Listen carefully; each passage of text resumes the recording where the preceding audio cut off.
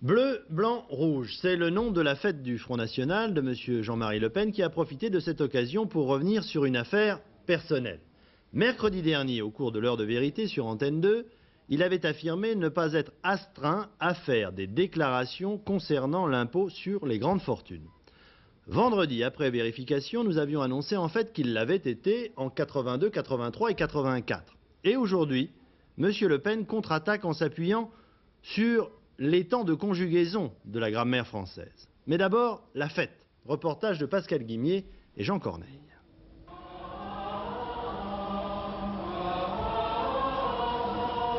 Messe traditionnaliste en latin sous un hangar géant, avant un lâcher de parachutistes porte-drapeau.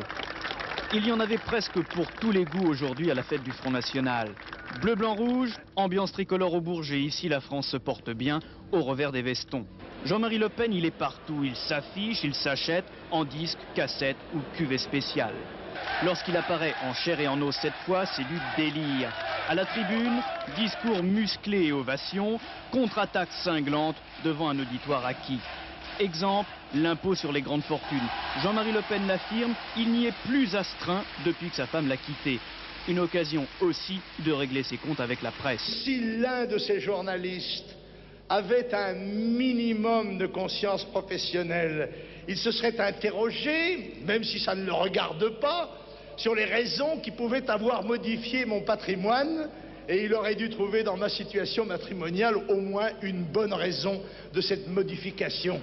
Pauvres idiots, pauvres menteurs, vous voilà encore une fois pris la main dans le sac de Tartuffe et de Basile.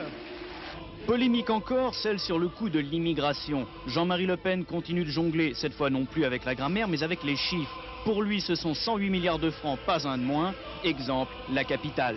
Je dis qu'à Paris, dans la ville de Paris, 3 milliards sont versés aux immigrés, qui constituent la moitié du budget d'aide sociale d'une ville où pourtant les pauvres de France ne manquent pas.